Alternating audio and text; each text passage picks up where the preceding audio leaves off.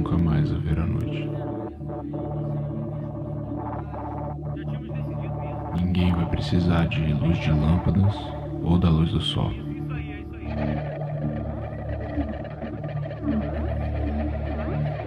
O brilho de Deus, o Senhor, será toda a luz que precisarão.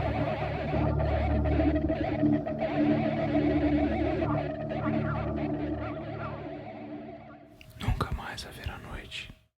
Nós vamos ler a palavra de Deus no livro do Apocalipse, o capítulo 1. Começamos hoje uma conversa pelas páginas do livro do Apocalipse. Apocalipse, capítulo 1. Para você que é novo, acabou de comprar ou ganhar sua Bíblia, é o último livro da Bíblia. Apocalipse. Para você que é crente velho e não tem o hábito de ler a Bíblia, é o último livro da Bíblia, fácil de achar. Apocalipse. Você achou? Marque a página da sua Bíblia e ore comigo. Deus nosso Pai, te damos graças pela tua palavra que está em nossas mãos, que o teu Espírito nos coloque em os nossos corações. Pedimos-te, Pai, que a tua palavra, que é viva e eficaz, seja soprada pelo teu Espírito para todos e cada um de nós. Livra-nos do erro, do engano, livra-nos da mentira e guia-nos à tua verdade, pelo teu Espírito, como o Senhor Jesus nos prometeu. Pedimos que seja assim, Pai, para a glória do teu nome, em os nossos corações. Pedimos-te assim, Pai, para a glória do teu nome, em as nossas mentes. Pedimos-te assim, ó Pai, para a glória do teu nome, em nossa igreja, em nossa cidade, em o nosso país.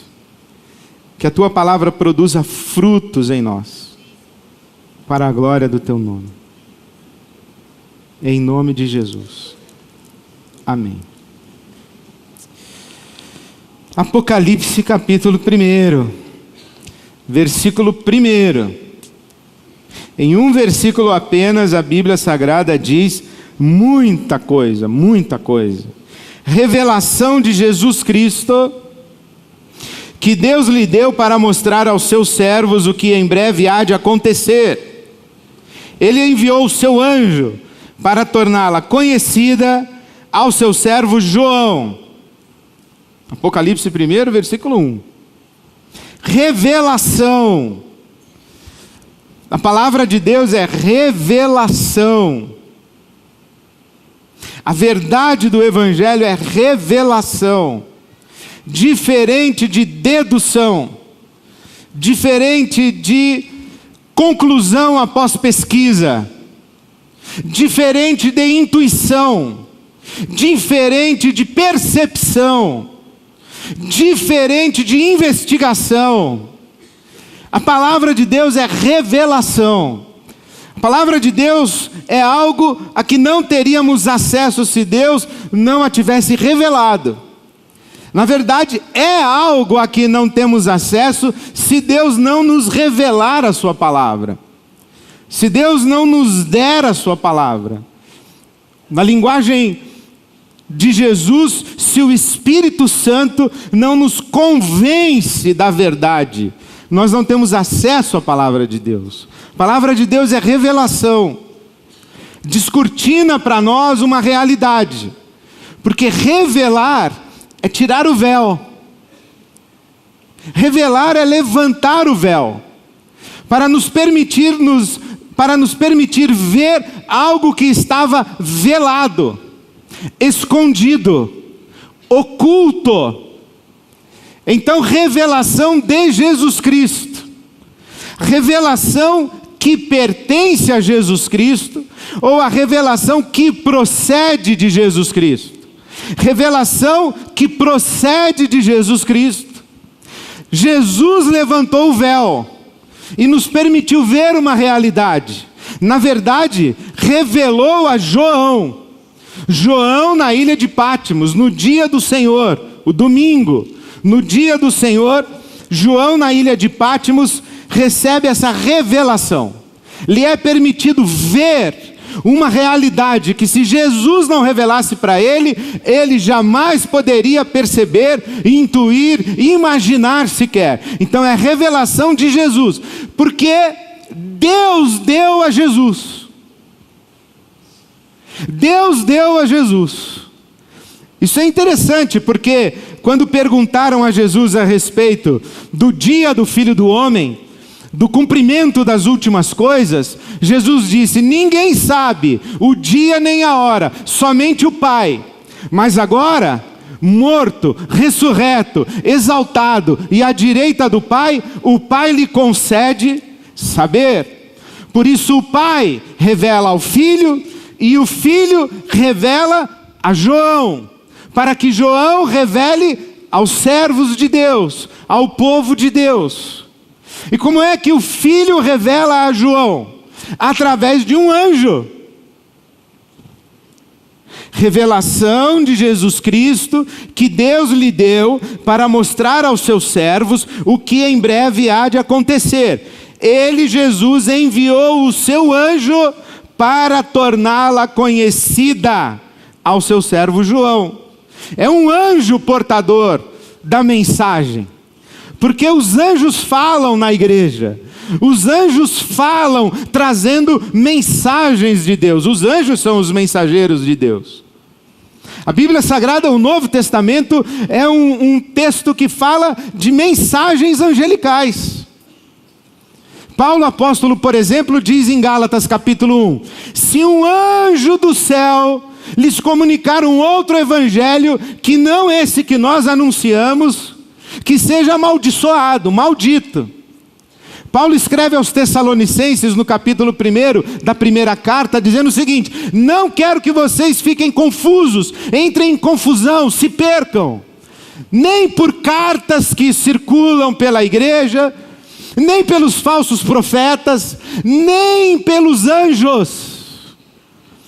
Os anjos falam, os anjos trazem mensagens, e os profetas falam, porque os anjos falam na boca dos profetas. Por isso é que o apóstolo Paulo em Coríntios 14 diz que o anjo do profeta está submisso ao profeta, está sujeito ao profeta. É por isso que ele diz que o profeta deve falar, e depois a igreja deve julgar a profecia, discernir a profecia. Ora, se o apóstolo Paulo tivesse certeza que toda a profecia tinha como origem o Espírito Santo de Deus, ele não mandaria a igreja julgar o profeta e a profecia, porque estaria mandando julgar o Espírito Santo de Deus, que fala no profeta. Mas o que o apóstolo Paulo nos ensina, e a Bíblia Sagrada nos ensina, é que os anjos são mensageiros. Por isso é que Paulo escreve à igreja de Corinto e diz o seguinte: cuidado com os anjos. Cuidado com os anjos, porque Satanás se disfarça de anjo de luz, e os seus ministros, isto é, os ministros de Satanás, os seus anjos caídos, também se disfarçam de anjos de luz. Por isso é que João, o mesmo que foi quem recebeu a revelação do Apocalipse, João escreve na primeira carta, capítulo 4, que nós devemos provar a todo o Espírito, para saber a origem do Espírito que fala e que ministra. Eu não tenho a menor dúvida, e com tristeza e pesar e lamento eu digo, que há muita profecia que não tem origem no coração de Deus, e que é semeada no meio do povo de Deus. E o povo de Deus, por ignorância da palavra de Deus, ou por falta de discernimento espiritual, tem seguido doutrinas de anjos caídos. Por isso, quando abrimos a palavra profética do Apocalipse, há uma exortação clara. Esta é uma revelação que pertence a Jesus, que procede da parte de Jesus, que que ele recebeu do Pai e pelo seu anjo revelou a João para que anunciasse ao povo de Deus. O povo de Deus, as 7 igrejas da província da Ásia. Versículo 4. João escreve às 7 igrejas da província da Ásia. A carta às 7 igrejas não é uma carta ou 7 cartas às 7 igrejas específicas apenas, mas sim a carta a toda a igreja. 7 é o número da plenitude, da completude. É o número da integralidade. Quantas vezes devemos perdoar? 7? Não, 70 vezes 7. Isto é, devemos perdoar completamente, absolutamente, inteiramente. Devemos perdoar sem deixar nada sem ser perdoado. Então, as 7 igrejas, a totalidade da igreja. Esta palavra diz respeito àquela igreja para quem João se dirigiu, mas também a esta igreja que lê a palavra de Deus, que é viva nessa noite. E qual é o conteúdo da revelação? O conteúdo da revelação está aí, no versículo 1. O que em breve há de acontecer. As coisas que em breve acontecerão. Em breve. Em breve. E isso é importante registrar e sublinhar. Por quê? Porque toda palavra profética e toda revelação de Deus foi concedida para um povo, um tempo, uma época. Para esse povo que recebeu a palavra de João, para aquelas igrejas da Ásia, para aquela igreja daquele momento da história. E depois é usada lá para o futuro. Mas não há nada na Bíblia Sagrada que diga só a respeito do futuro, sem que tenha dito aos seus ouvintes originais. A palavra de Deus primeiro vem aqui, para os ouvintes originais. E algumas das coisas que foram ditas aqui, elas ganham significado e reverberam na história, apontando para realidades futuras. Mas elas foram ditas aqui, com significado aqui. Por exemplo, a virgem conceberá e dará à luz a um filho, e o nome do menino será Emanuel. Isaías capítulo 7, versículo 14. Quem é a virgem que concebe? Maria. Quem é o menino? Jesus. Como é o nome de Jesus? Emanuel, que quer dizer Deus conosco. Mas não foi isso que Isaías disse. O que Isaías disse foi uma mensagem de Deus para o rei. E disse assim: olhe, Israel está em guerra. O exército inimigo parece maior. Você, rei, está com medo. O povo está acuado. Mas Deus está conosco.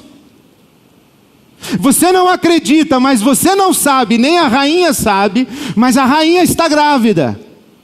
A virgem ou a jovem senhora ou a rainha está grávida. E ela vai ter um filho. E quando o menino nascer, você vai ver que Deus está conosco. E por isso o povo vai chamar esse menino de Emanuel, Deus conosco. Mas porque disse aqui para o rei Acás, para o povo de Deus, quase que 800 anos antes de Jesus, essa palavra foi usada lá no futuro. Da mesma forma que Oséias capítulo 11, o profeta diz assim: do Egito Deus chamou seu filho.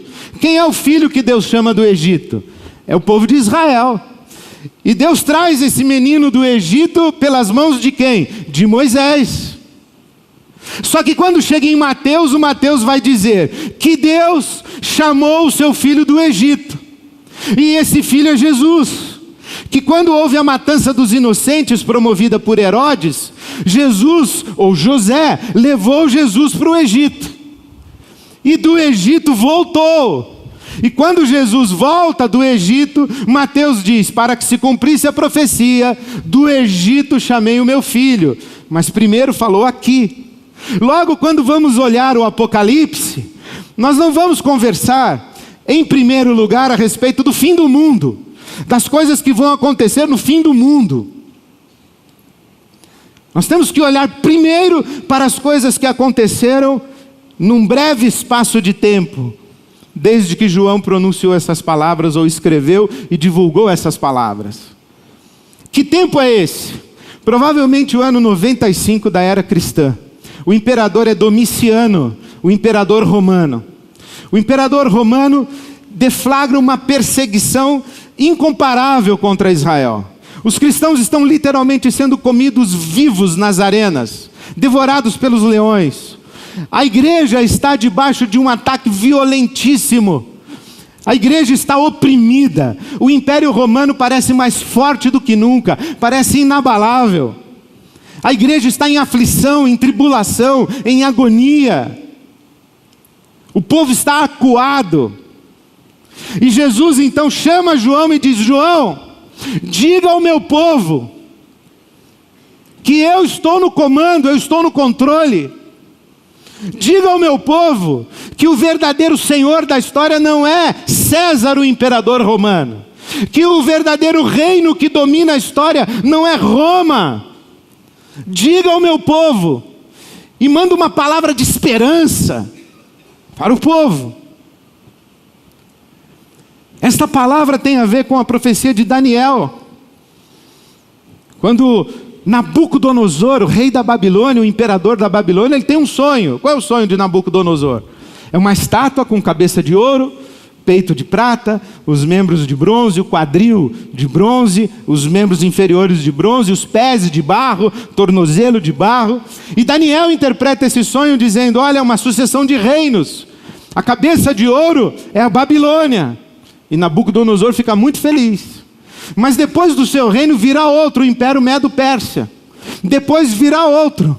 Depois virá outro. Depois virá outro. Até que virá o Império Romano.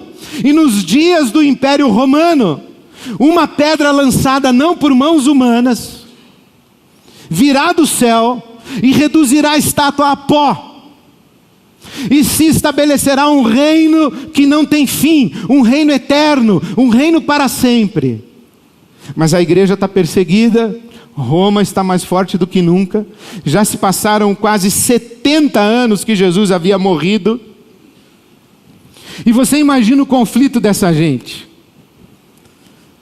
Jesus vem e anda sobre as águas, dá ordens aos espíritos das trevas, subjuga os espíritos das trevas, ele cura os leprosos, ele faz o cego ver, faz o mudo falar, faz o surdo ouvir, ele multiplica os pães.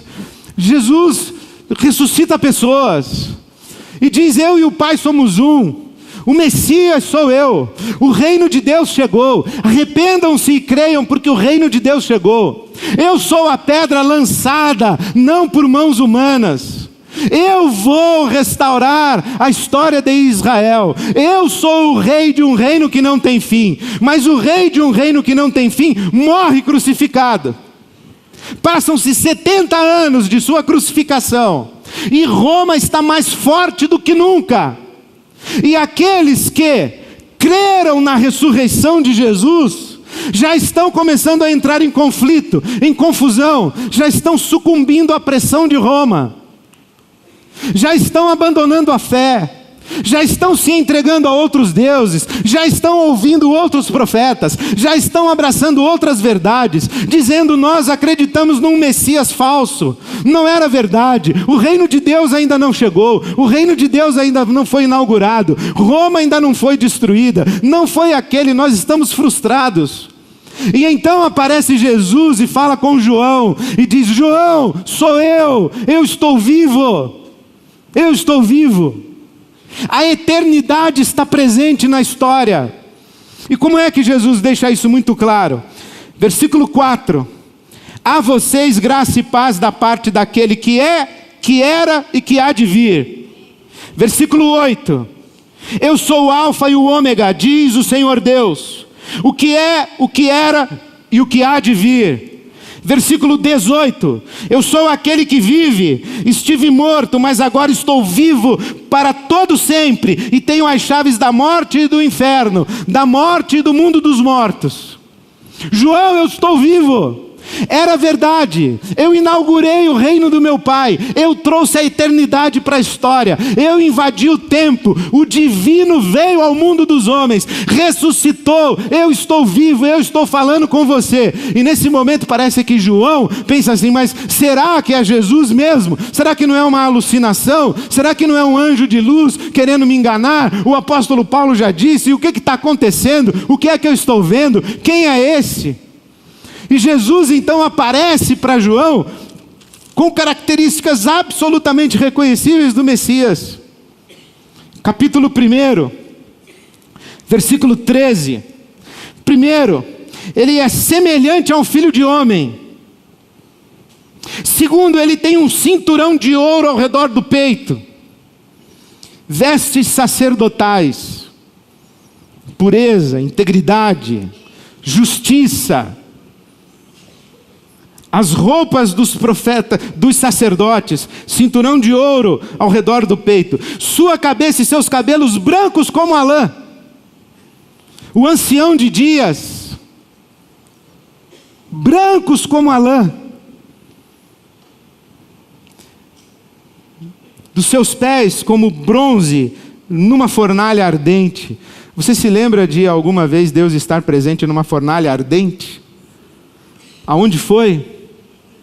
Na Babilônia, Sadraque, Mesaque e Abdenego foram jogados na fornalha, 3 príncipes de Israel, e quem olhava para a fornalha de fora, não via 3, via 4, é como se Jesus estivesse dizendo, João, você conhece a profecia, você conhece o livro de Daniel, leia o capítulo 7 de Daniel e veja como o Messias foi descrito, como um filho de homem, como aquele que tem os cabelos brancos como a lã, como aquele que está no meio da fornalha, com o seu povo. Não duvide, sou eu. No capítulo 7 de Daniel, João vai ler a profecia, ele vai encontrar que aquele descrito no capítulo 7 tem uma língua de fogo. Da boca de Jesus aqui, diante de João, a espada que sai, mas a sua face era como o sol quando brilha em todo o seu fulgor. Sou eu mesmo, João. Eu cheguei, eu estou vivo, eu vim em socorro da minha igreja, eu vim em seu socorro. Eu estou aqui, não tenha medo.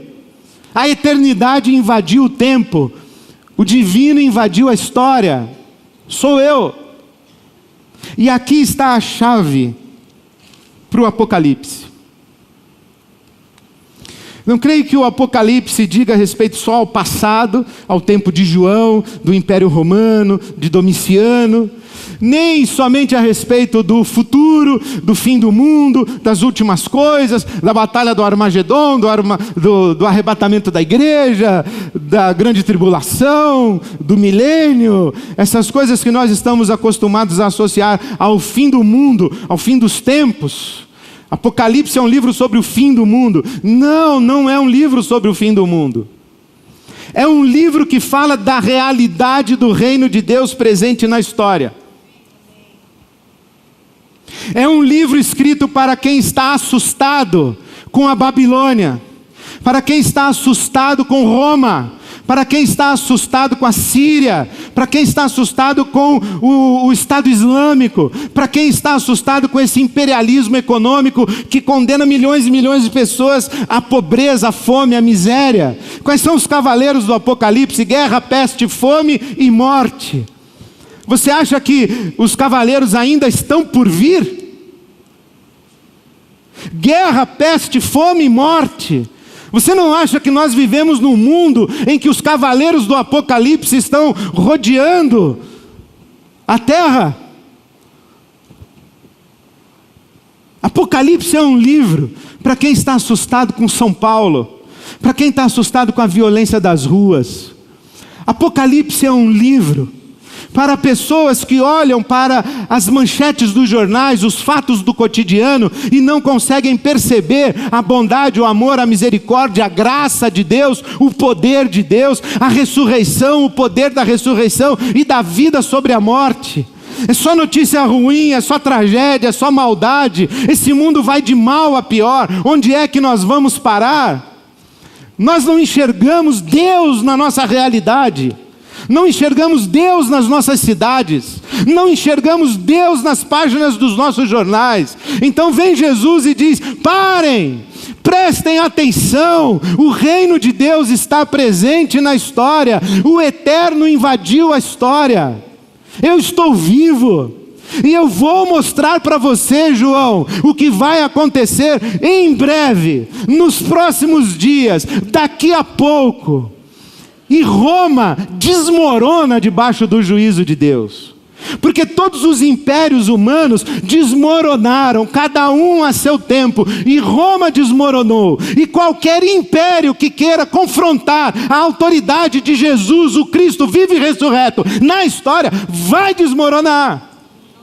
Por quê? Porque chegará o dia em que todo joelho se dobrará e toda língua confessará que Jesus Cristo é o Senhor, para a glória de Deus, o nosso Pai. O Egito sucumbiu, a Babilônia sucumbiu, a Síria sucumbiu, os persas sucumbiram, a Grécia sucumbiu. Vai sucumbir tudo diante de Jesus, porque Ele é o único que venceu a morte. Esse é o Apocalipse. Essa é a nossa esperança. Essa é a nossa esperança. O reino de Deus está presente na história. O reino de Deus está presente na história.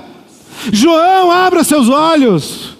João, eu vou levantar o véu para você enxergar. Você está muito preocupado com o dragão. Você está muito preocupado com a cauda do dragão. Você está muito preocupado com a besta, com o anticristo. Eu vou te mostrar a festa no céu, o trono de Deus, o Cordeiro de Deus, que foi morto, mas vive, é digno de receber glória, honra e poder, todo louvor e toda adoração. Eu vou te mostrar, João, todos os deuses da terra depositando suas coroas aos pés de Jesus, o Cristo de Deus. Eu vou te mostrar, João, o leão da tribo de Judá. Eu vou te mostrar, João. Você está preocupado com muita coisa, João? O meu povo está com medo, está acuado. Mas eu vou te mostrar quem manda nessa história sou eu. Eu fui morto, mas estou vivo. Eu sou o primeiro e o último, o alfa e o ômega. Eu, João, sou. E sabe que quando você olha para a história, você pensa assim: quem será a besta? Quem será o anticristo? Agora inventaram um negócio de chip, circulando pela internet, bobagem. Jogue isso fora, besteira, jogue isso fora. Se o nosso problema fosse chip, meu amigo, estava bom demais. Aliás, você já tem chip no seu cartão de crédito, no seu passaporte. Você já está numerado. Se você é cidadão, você já está numerado. Tem CPF e RG. Não compra sem CPF. Não compra sem RG. A marca da besta é o chip. Sabe o que é isso? É um equívoco na interpretação da palavra de Deus. Teve um terremoto, é porque nos últimos dias teremos terremotos. Faz tempo que tem terremoto, pessoal. Hoje a gente consegue medir. Faz tempo que tem terremoto. A maldade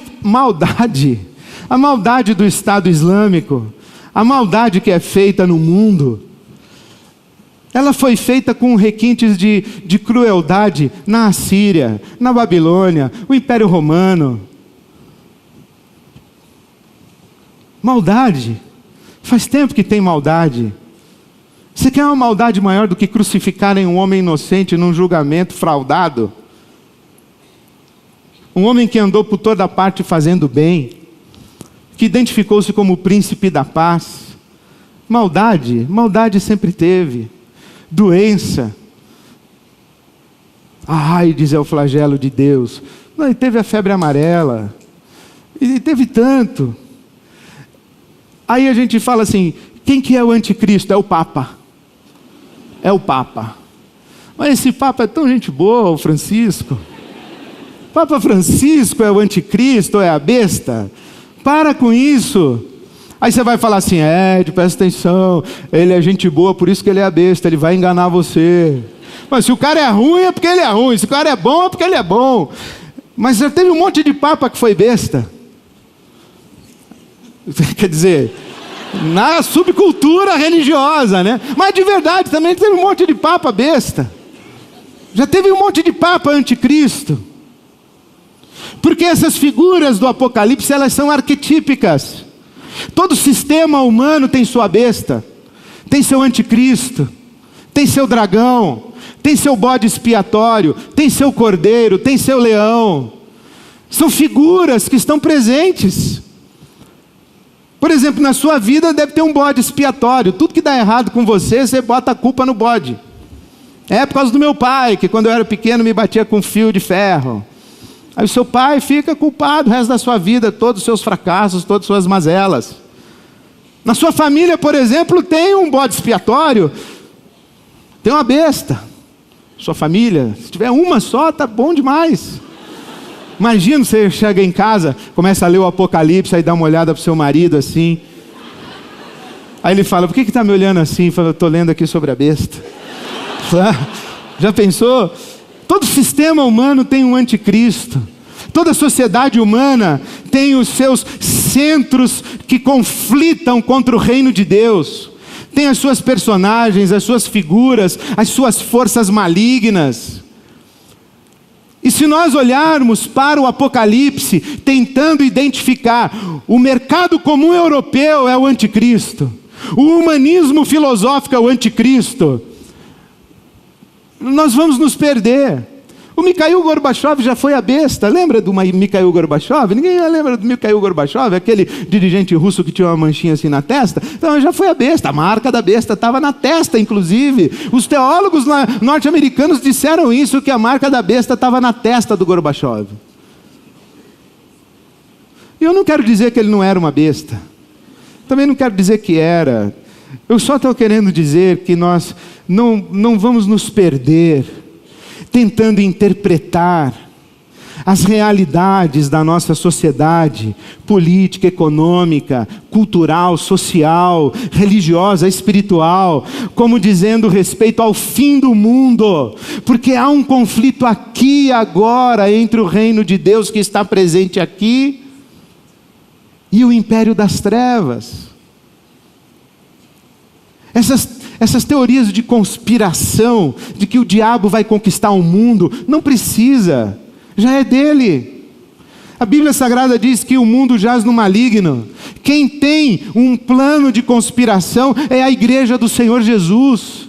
E Jesus disse que as portas do inferno não prevalecerão contra a igreja. Quem está com medo nesse atual momento não é a igreja de Jesus, é o inferno. É o diabo quem está reforçando os trincos de suas portas, porque a igreja vai passar por cima, em nome de Jesus, que sempre a conduz em triunfo.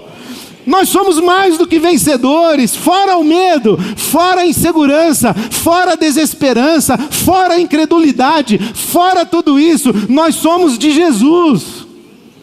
É isso que o Apocalipse está dizendo.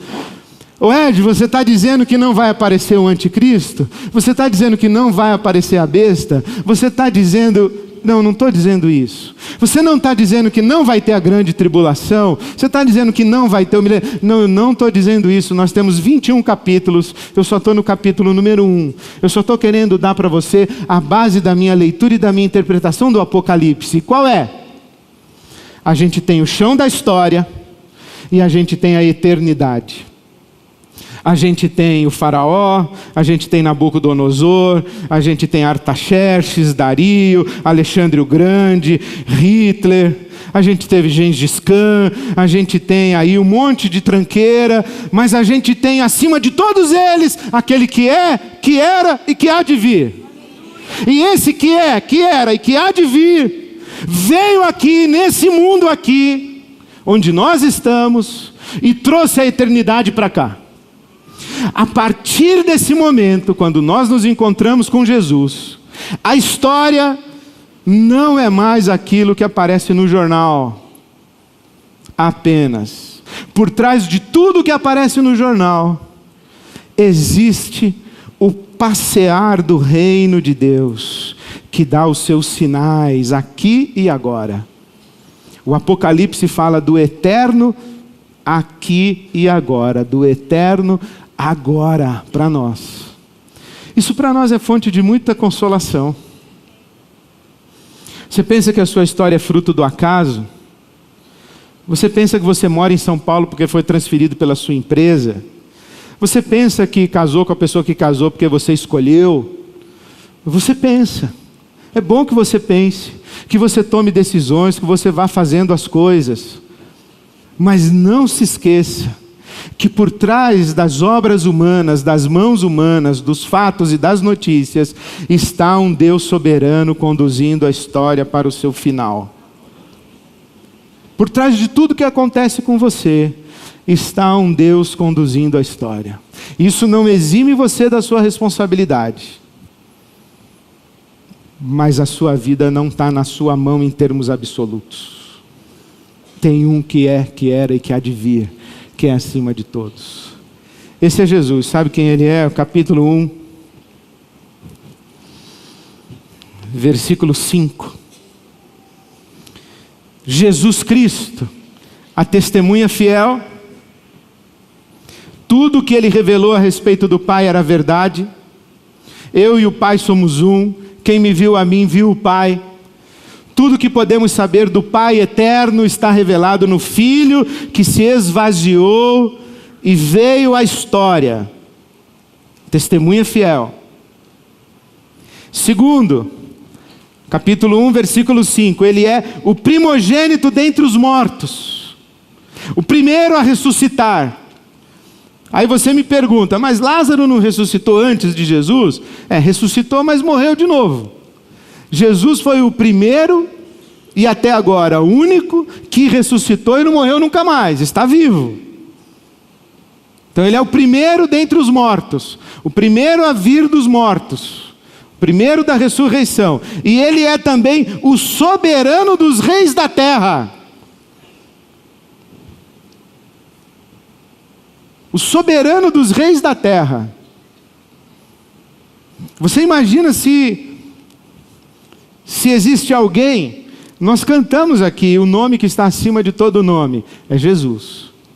Mas além de ser a testemunha fiel, o primogênito dentre os mortos e o soberano dos reis da terra, Jesus é aquele que nos ama e nos libertou dos nossos pecados por meio do seu sangue e nos constituiu reino e sacerdotes para servir ao seu Deus e Pai. Quando a gente pensa, quando você lê Apocalipse, eu encorajo você a ler Apocalipse na sua casa. Vai aparecer um monte de monstro. Vai aparecer multidão de anjos, milícias espirituais. Você vai dar de cara com o anticristo, com a Babilônia terrível. Você vai olhar e vai estar tudo aqui. Leia Apocalipse. Mas você vai ver os anjos ao redor do trono. Você vai ver Deus, você vai ver Jesus, você vai ver a autoridade do mundo colocada debaixo dos pés de Jesus. E nós vivemos num planetinha de nada, numa galáxia que tem quantos bilhões de estrelas, girando ao redor de uma estrelinha de quinta grandeza, né? Que é o Sol. Nós somos um planetinha. E nesse planetinha somos 7 bilhões de seres humanos. E sabe lá quantos bilhões de espécimes humanas. Num planeta ou num universo que existe, sabe lá quantos bilhões de anos. E aí tem eu aqui, preocupado que vai ter um corte na minha empresa em 2015, porque estamos em crise no Brasil. Eu aqui. Preocupado que vai diminuir o dízimo da IBAB, porque se o corte pegar você já não vai contribuir. Eu aqui preocupado com o meu diagnóstico, que eu vou no médico quinta-feira, estou preocupado com o meu diagnóstico. Eu aqui sem dormir por causa do meu chefe, que não reconhece o meu valor e não me dá oportunidades. Eu aqui, que briguei no almoço com a minha sogra, estragou meu dia. Eu aqui... Eu sou um grãozinho no meio de tudo isso, dessa história do Apocalipse. Eu sou um grãozinho Mas aí vem Jesus, coloca a mão no meu ombro e diz: Ed, eu sou aquele que te ama. Eu te chamo pelo nome, me dá aqui a sua mão. Vamos lá buscar esse diagnóstico, eu vou com você quinta-feira. Vamos atravessar essa crise econômica. Vamos fazer planos para o futuro. Vamos tomar providências. Vamos confrontar essa sogra. Jesus vai com você, meu irmão. Ele vai. Você quer ter uma conversa séria com seu marido, com seu filho, com seu pai? Você quer olhar na cara do seu chefe sem ter medo dele, sem se diminuir, sem abrir mão da sua dignidade? Eu vou com você na reunião com o seu chefe. Eu vou com você. Você está chorando que perdeu alguém? Vai ter que passar mais uma noite. Eu vou com você passar essa noite, porque eu sou aquele que te ama. Mas o Senhor não é o leão da tribo de Judá, que o céu está diante do Senhor e tal. Eu sou tudo isso. Mas eu sou, antes de qualquer coisa, aquele que te ama. Eu lavei você com meu sangue, e você pode invocar o nome do meu Pai, usando o meu nome, e o meu Pai vai abençoar você. É isso que nós celebramos aqui. O gigantismo do universo, a absoluta soberania de Jesus Cristo, morto e ressurreto, que tem as chaves da morte e do mundo dos mortos, o mundo assustador que a gente vive, São Paulo.sp, que é uma cidade terrível, mas nós somos o povo que Jesus ama. Você é alguém a quem Jesus ama. Se você acha que você é um grãozinho e que a sua história não quer dizer nada, o Apocalipse foi escrito para você. Jesus vai abrir os seus olhos e mostrar o amor dele por você, assim como ele mostrou o amor dele pela sua igreja ao longo da história, assim como ele foi tomando providências ao longo da história para ter na palma de sua mão todos aqueles que invocam o seu nome e que o chamam de Senhor. É isso que nós vamos celebrar hoje à noite. Jesus, aquele que nos ama, e com o seu sangue nos libertou do império das trevas e nos constituiu um reino de sacerdotes e nos colocou no governo da história com Ele, para servirmos como Ele nos ensinou a servir, não como leão da tribo de Judá, porque Jesus não governou como leão da tribo de Judá.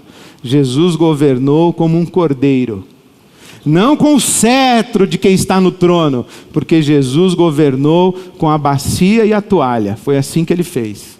Nós somos esse reino de sacerdotes, para governar em nome de Jesus e para a glória de Jesus. Ele, Jesus, que tem a chave da morte, do reino da morte, e é Ele que é o dono do mundo. Nós somos o povo de Jesus, sem medo, sem desesperança, sem incredulidade, sem engano, sem mentira, sem tirar os olhos de Jesus. Vamos ter a coragem de levantar o véu do nosso mundo e da nossa cidade e ver como Deus quer nos usar em São Paulo.sp, Recife.sp, Fortaleza.sp, Porto Alegre.sp, Nova York, onde Deus quer nos usar. Nós somos o povo de Jesus Cristo. O povo de Jesus Cristo, a testemunha fiel, o primogênito dentre os mortos, o rei acima de todos os reis, mas especialmente, nós somos o povo de Jesus Cristo, aquele que nos ama, e é por isso que nós andamos com Ele. Vamos celebrar ao nosso Senhor Jesus nessa noite, e cear, repartir o pão e o vinho, em memória de Jesus, porque Ele está vivo, está no meio de nós. Amém.